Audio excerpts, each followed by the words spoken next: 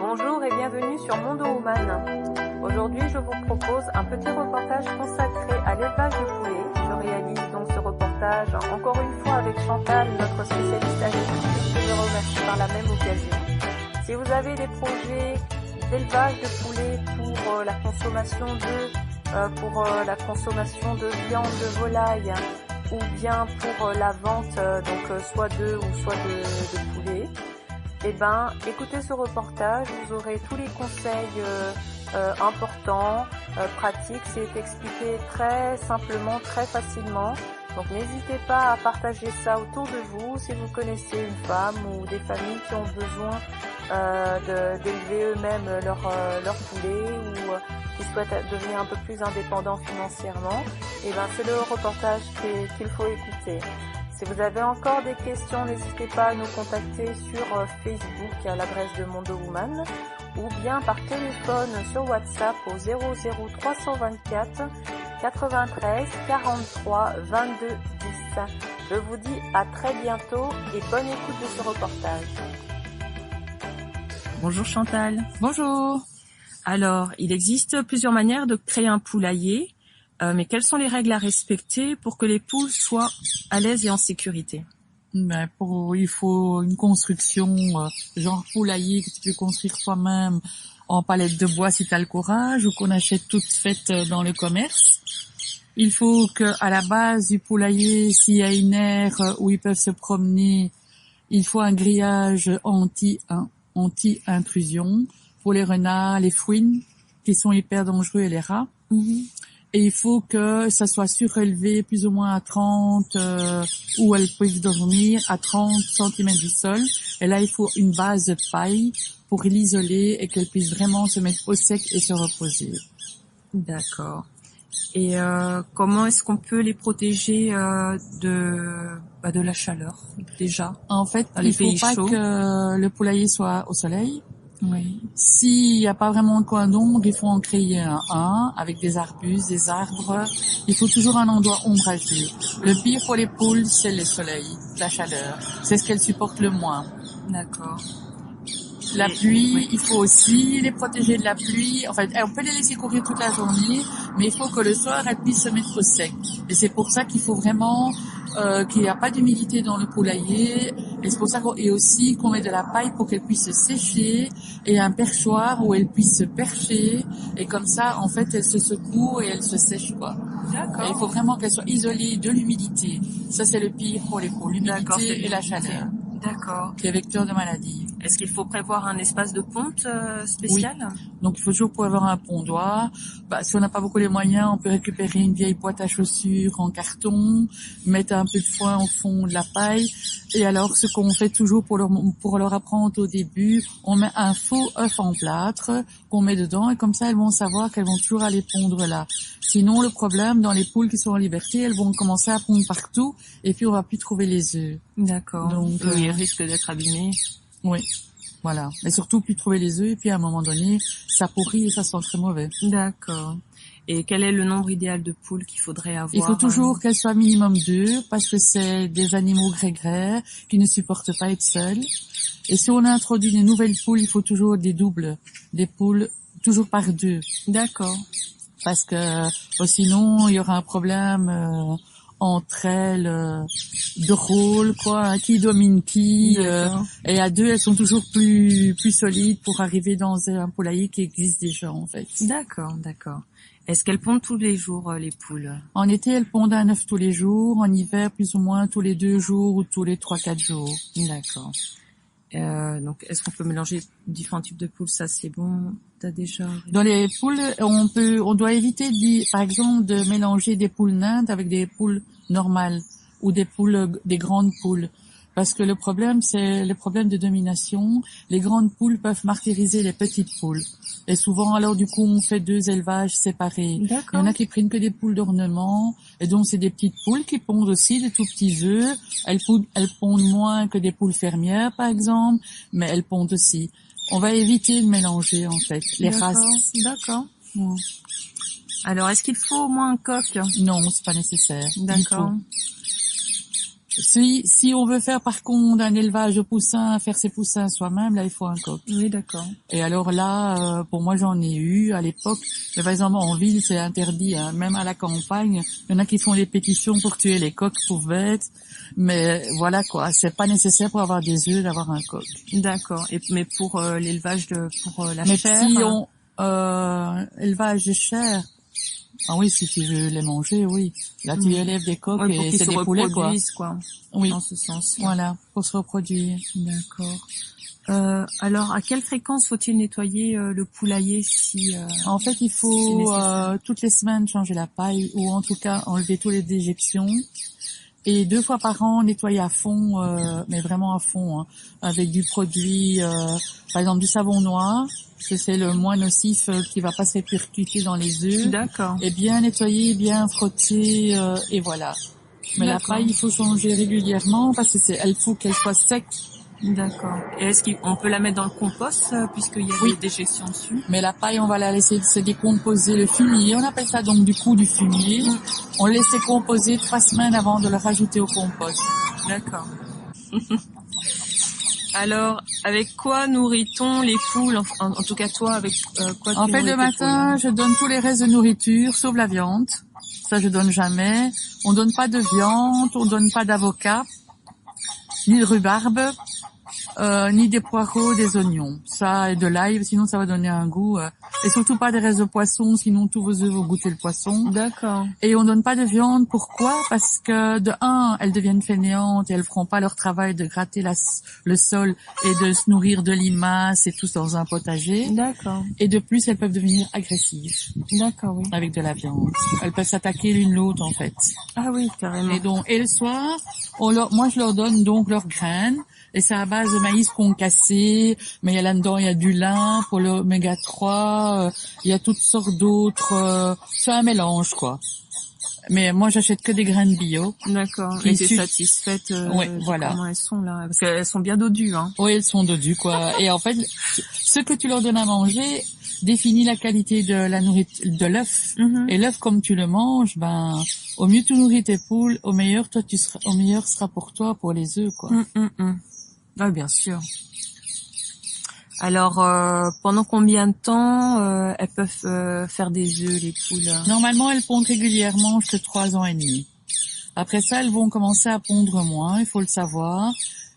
Au fur et à mesure, son chapelet d'œufs va s'épuiser, va s'arrêter. Et il faut savoir qu'une poule fermière vit 12 ans. Oui. Et donc, souvent, les gens, après, qu'ils pondent plus, les tuent et les mangent en poule à bouillir. Moi, pas, parce que je suis dans une autre philosophie, je suis végétarienne. Et donc, je les laisse vivre de leur belle vie. Et j'ai une poule qui est la plus vieille, elle a vécu 13 ans. Et de temps en temps, elle pondait encore un œuf, de temps en temps. Mais pour moi, qui est une philosophie de travailler en permaculture, je fais le cycle de la vie. Donc les poules ne servent pas que pour les œufs pour moi. Elles servent à nettoyer le potager, par leur déjection à donner de l'engrais. Donc tout ça c'est un tout. Et pour moi, un animal qui a fini de pondre, elle doit pas être mise au rencard, comme on dit. Ils sont débarrassés. Elle a donné, elle a rendu service. Donc voilà. Et il faut la respecter. Et de toute façon, elle aura son utilité. Et c'est pour ça que je conseille de ne pas prendre 50 poules au départ, parce qu'après, quand elles sont vieilles, et tout en même temps, elles seront toutes vieilles en même temps. D'accord. Dans les élevages, ce qu'on fait, on prend des poules tous les 2 ans, tous les 3 ans, on renouvelle les poules, quoi. Les poules pondeuses. Les poules pondeuses pour avoir de nouveau assez d'œufs et tout ça.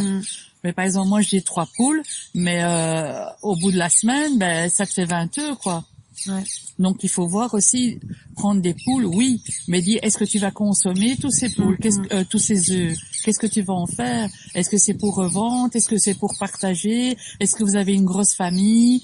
Tout ça, il faut un peu voir. Avec 2 poules pour une famille de 3-4 personnes, allez, si tu manges pas des œufs tous les jours, tu fais un peu de pâtisserie et tout ça, c'est amplement suffisant. Et je conseille toujours de commencer petit.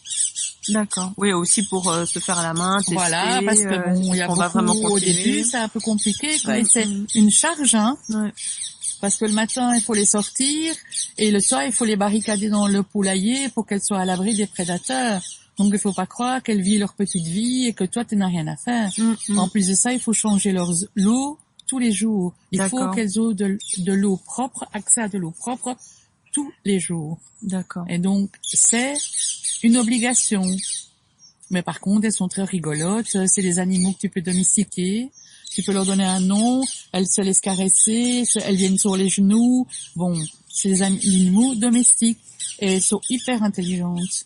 Ouais, ça, elles sont bien. Souvent, on prend des poules pour des animaux bêtes. Mais non, elles sont hyper intelligentes. Donc, moi, je les ai vues une fois poursuivre un petit rat. Mais elles le poursuivent jusqu'à un long, quoi. Elles sont, et alors elles se mettent en groupe pour attaquer, quoi. C'est, et il y a une hiérarchie, il y a toujours un chef dans un poulailler. D'accord. Et on voit qui est le chef à celle qui mange en premier lieu. Et les autres attendent ou viennent après. Là, c'est ça, c'est elle qui dirige le poulailler, quoi, en fait. Ah, c'est bien. C'est bien. C'est intéressant dit. Alors, quelles sont les maladies les plus courantes chez les poules? Ben, le plus courant, c'est les peaux rouges. C'est la hantise des poulaillers. Une fois que tu as les peaux rouges dans ton poulailler, c'est fini. Tu peux brûler ton poulailler. Il n'y a rien qui va enlever. Donc, on évite les peaux rouges. Comment on fait? Ben, on soigne en prévention. Donc, nous, ici en Europe, comme en hiver, il fait très froid et qu'elles savent pas se faire des bains de poussière. D'accord. En fait, si une poule a un accès, il faut qu'elle ait un accès à l'extérieur. En Afrique, par exemple, où il fait chaud, elles peuvent se mettre des bains de poussière. En fait, ces bains de poussière vont la protéger des peaux rouges.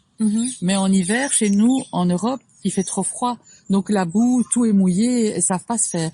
Non, je mets un bed bac comme un bac de chat là, où on met la litière.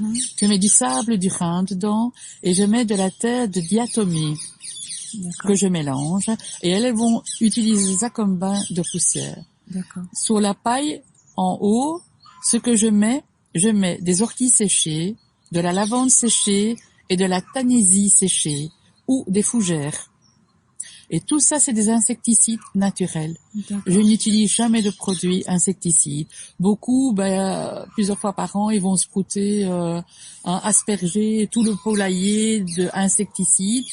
Mais il faut être fou pour consommer les œufs. Pendant 3 semaines, tu peux pas consommer les œufs. D'accord. Si tu dépends des œufs pour te nourrir, il faut être fou pour faire ça. Parce que tu t'empoisonnes toi-même.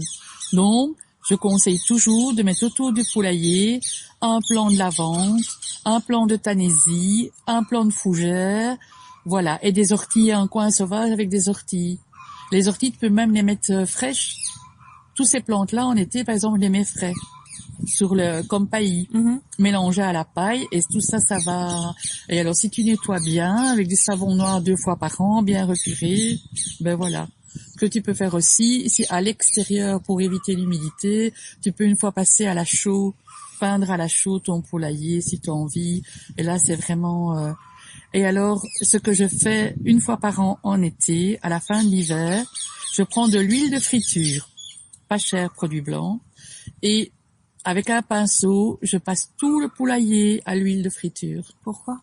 Parce que ça va tuer tous les interstices, tous les insectes, tous les poux, ils vont mourir dans l'huile. Dans l'huile.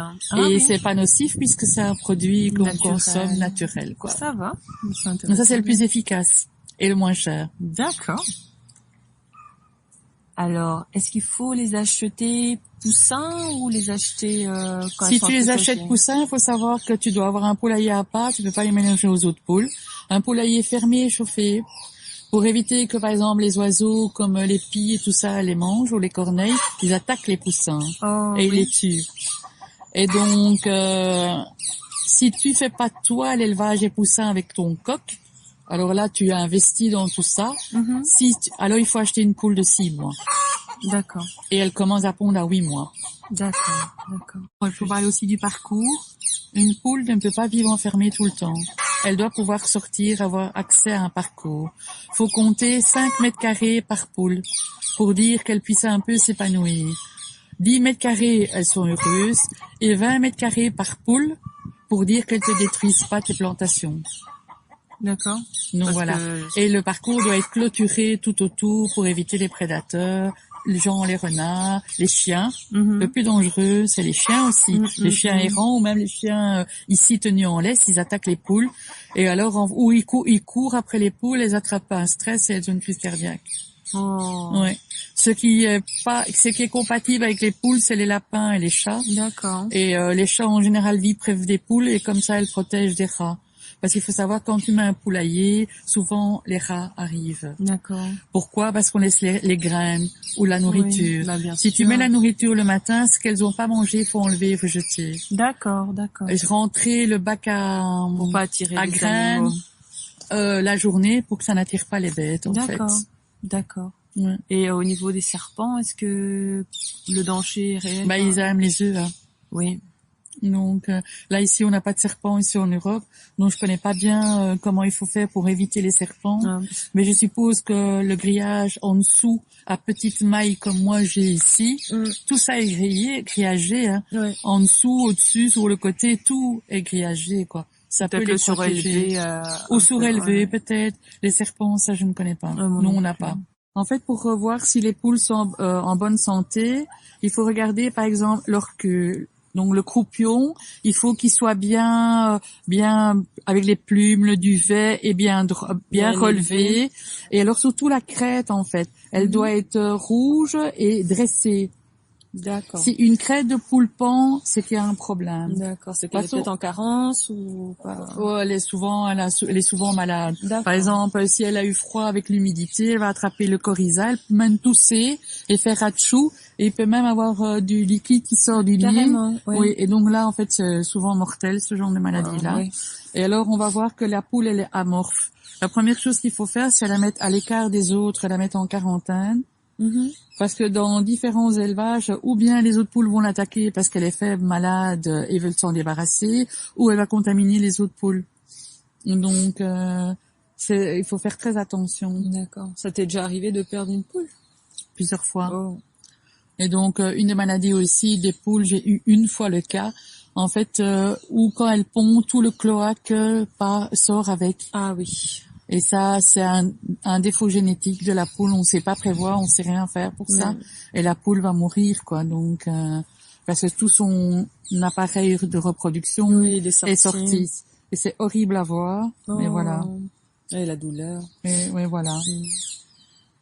Mais il faut être très attentif à la santé des poules. Mais normalement, c'est pour ça que je conseille de pas prendre des gros élevages. Parce qu'on voit pas tout alors à ce moment-là. Il y a le problème de la grippe aviaire aussi. Il faut savoir que si tu as un élevage de poules et qu'il y a une alerte à la grippe aviaire, elles doivent être confinées pendant des mois. Hein. Ok. Et donc il faut prévoir tout un endroit donc avec un espace extérieur mais avec un toit pour que les autres oiseaux ne puissent pas rentrer en contact avec la nourriture et ton élevage de poules. Puisque la grippe aviaire arrive avec les canards. D'accord. Donc là, ça c'est le problème aussi. Hein. Et c'est pour ça qu'il faut être attentif quand une poule est pas bien. On n'a pas ça. Très bien. Écoute, merci Chantal pour tes conseils qui sont très précieux. Donc on espère que ça va aider beaucoup d'autres femmes si vous vous lancez dans l'élevage de poules. Mais commencez petit, hein. 2 petites poules, voilà, du moment que voilà, et être attentif, savoir qu'il faut s'en occuper tous les jours. Et vraiment qu'elles ont confiance en vous et ça se passera bien quoi. Et si vous avez un potager, les laisser courir quand il n'y a plus rien en hiver et tout, elles vont tout nettoyer, elles vont faire de l'engrais avec leur déjection. Elles ont beaucoup d'utilité en fait. Bien. Merci Chantal. De rien. Au plaisir. À très bientôt pour un prochain reportage. Voilà, merci, au revoir. Au revoir.